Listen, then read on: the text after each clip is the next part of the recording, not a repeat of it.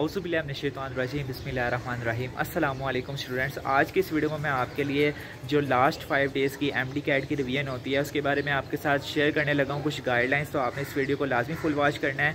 अगर आप MD cat देने जा रहे हैं, आपका 5 दिन बाद एमडी कैट है, तो इन इंपॉर्टेंट बातों को आपने लाजमी अपने जहन में बिठा लेना है, ठीक है। तो इंशाल्लाह आपकी अच्छी खासी रिवीजन हो जाएगी 5 दिनों में। आपको स्टेप बाय स्टेप गाइड कर रहा हूँ। फर्स्ट ऑफ ऑल, आपके पास, आप लोग जानते हैं कि एक दिन में आपके पास 24 घंटे होते हैं और आपके पास टोटल 5 डेज़ रह गए हैं। 5 दिन रह गए हैं आपकी एमडी कैट का टेस्ट होने में और काफ़ी सारे बच्चे प्रेशराइज्ड हो जाते हैं, डिप्रेशन लेना शुरू हो जाते हैं। तो इस चीज़ से आपने बच के रहना है, ठीक है। अगर आप जितना डिप्रेशन करेंगे उतनी आपकी टेंशन बढ़ेगी और आपके जो कंसेप्ट होते हैं वो चीज़ें आपको भूलना स्टार्ट हो जाएंगी। तो अपने आप को आपने काम रखना है, अपने आप पे कंट्रोल करना सीखेंगे तो इंशाल्लाह किसी के हाथ में अपने रिमोट कंट्रोल नहीं देना है, शैतान के हाथ में थोड़ी देना है। आपने अपने आप को खुद कंट्रोल करना है। अपने जैसे टीवी का रिमोट ऑन करते हैं, हमारे पास होता है ना, हम ऑन करते हैं, इसी तरह आपने अपने आप का रिमोट अपने पास ही रखना है। किसी को इसका हक नहीं देना कि उस रिमोट को चला सके, ठीक है।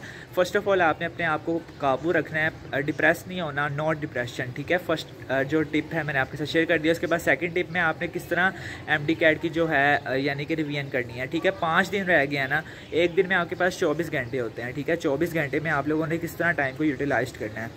5 दिन रह गए हैं जिसमें हमारे पास 4 मेन सब्जेक्ट हैं। लॉजिकल रीजनिंग तो आपके माइंड्स के साथ ही आप लोग उसको सॉल्व कर सकते हैं, ठीक है। जितना माइंड आपने शार्प है, जितना आपने 2-3 महीने प्रैक्टिस किया है लॉजिकल रीजनिंग की, उस हिसाब से आप लोग लॉजिकल रीजनिंग को कर लेंगे वहाँ पे, ठीक है। तो लॉजिकल रीजनिंग को इसमें से निकाल देते हैं। फिलहाल इंग्लिश, फिजिक्स, केमिस्ट्री और बायो को रखते हैं।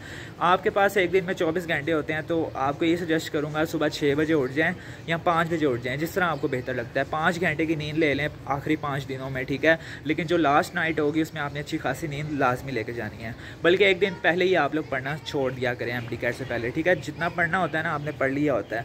एक दफ़ा इंपॉर्टेंट पॉइंट्स को देख सकते हैं, यानी कि लास्ट चीज़ आप ये देख सकते हैं जो हमने स्टिकी नोट्स पे फेडरल की चीज़ें लिखी होती हैं, केपीके की चीज़ें, इंपॉर्टेंट पॉइंट्स जो हमारी पीटीपी के बुक में नहीं लिखे होते, तो उसको रीड करके आप लोग लास्ट 5 डेज़ यानी कि लास्ट डे जो होता है ना, उसमें आप वो कर सकते हैं।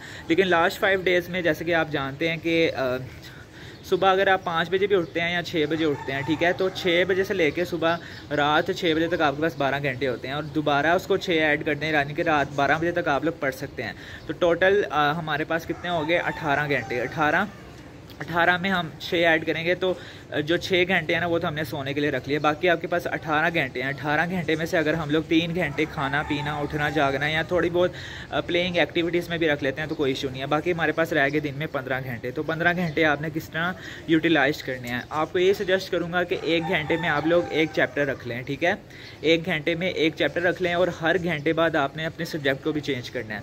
जैसे 1 घंटे में अगर आपने सुबह 5 बजे से लेकर 6 बजे तक बायो को किया, तो 6 बजे से लेकर 7 बजे तक आपने इंग्लिश को कर लेना है। 7 से 8 बजे तक आपने केमिस्ट्री को कर लेना है। 8 से 9 बजे तक आपने फिजिक्स को कर लेना है। इस तरह आपने डिवाइड करके अपनी रिवीजन करनी है। इस तरह आप लोग बोर भी नहीं होंगे और आपकी काफ़ी अच्छी खासी लास्ट 5 डेज़ में रिवीजन भी हो जाएगी। फॉर एग्जांपल, हम लोग सेकेंड ईयर की बायोलॉजी का रिप्रोडक्शन चैप्टर ले लेते हैं, ठीक है। अब हमने उसकी रिवीजन करनी है, 1 घंटा है हमारे पास, तो कैसे उसकी रिवीजन आप कर सकते हैं? 15 मिनट में आपने ये चीज़ देखनी है कि आपके जो होते हैं, क्या कहते हैं, जो आपने केपीके की बुक से, फेडरल की बुक से और A+ की बुक से इंपॉर्टेंट पॉइंट्स हाईलाइट किए थे इस चैप्टर के, यानी कि रिप्रोडक्शन के जो इंपॉर्टेंट पॉइंट्स थे जो पीटीबी में अवेलेबल नहीं थे आप लोगों को, तो वो आपने वो इंपॉर्टेंट पॉइंट्स देख लेने हैं।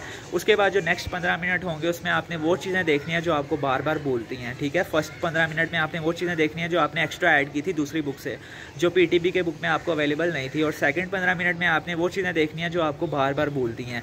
और जो थर्ड 15 मिनट होंगे, यानी कि 45 हो जाएंगे, तो 45 मिनट्स तक आपने जो नेक्स्ट 15 मिनट होंगे ना, उसमें आपने ये चीज़ देखनी है कि आपके जो आपने किप्स और स्टेप या कोई भी बुक अगर आपने यूज़ किया, उसमें जो से आपके एमसीक्यूज़ गलत हुए थे इस चैप्टर के रिलेटेड, उसको एक दफ़ा गो थ्रू कर लें। यानी कि यानी कि आप प्रैक्टिस करते हैं ना एमसीक्यूज़ की एमडी कैट की तैयारी के वक्त, अगर उसमें से उस चैप्टर के आपका कोई एमसीक्यूज़ गलत हुआ है, उसमें से कोई आपको इंपॉर्टेंट एमसीक्यूज़ की बात भूली हुई है प्रैक्टिस करते वक्त, तो वो एमसीक्यूज़ आप लोग देख सकते हैं उन 15 मिनट में, ठीक है, जो आपने गलत किए थे, उनको अच्छे तरीके से रिवाइज कर लें। और जो 15 मिनट होंगे उसके बाद आप लोग उस चैप्टर को गो थ्रू कर लें, एक दफ़ा अच्छे तरीके से उस चैप्टर को देख लें पीटीबी की बुक से, ठीक है। फेडरल और केपीके के फिर आपने पढ़ने नहीं बैठ जाना लास्ट डेज में, उसके जो इंपॉर्टेंट पॉइंट्स होंगे वहीं से रीड करेंगे, लेकिन पीटीबी को आपने लास्ट जो 15 मिनट होंगे उस पर पूरी बुक को आपने रीड कर लेना। इस तरह आपके पास 1 घंटा होगा और 1 घंटे में आप लोग काफ़ी अच्छी खासी एक चैप्टर की रिवीजन कर सकते हैं, ठीक है। इसी तरह आप लोग केमिस्ट्री और फिजिक्स में भी कर सकते हैं। तो इस तरह आप लोग अपने चैप्टर की अच्छी खासी रिवीजन कर सकते हैं 1 घंटे में। उसके बाद मैंने आपको बता दिया कि आपके पास 18 घंटे होते हैं। आप अपने शेड्यूल के मुताबिक, यानी कि अगर आप थक जाते हैं तो उन 18 घंटों में से 3 घंटे आप लोग किसी में भी यूटिलाइज़ कर सकते हैं, ठीक है। सुबह 6 बजे उठे हैं, रात 12 बजे तक आपने पढ़ना है, तो उसमें से कोई से 3 घंटे आपने अपनी प्लेइंग एक्टिविटी या अपने माइंड को फ्रेश करने के लिए या खाना खाने के लिए, जो भी आपने करना है उन 3 घंटों में जो आपके पास एक्स्ट्रा होंगे उसमें आप कर सकते हैं। लेकिन 15 घंटे आपने लाजमी पढ़ना है। तो 15 घंटे अगर पढ़ते हैं और एक घंटे में 1 चैप्टर करते हैं तो डेली आपके 15 चैप्टर हो सकते हैं। तो 5 दिन में आपके पास, यानी कि डेली अगर आप 15 चैप्टर भी करते हैं ना, तो यानी कि 5 दिन में आपकी 2 दफ़ा रिवीजन हो सकती है आराम से, ठीक है।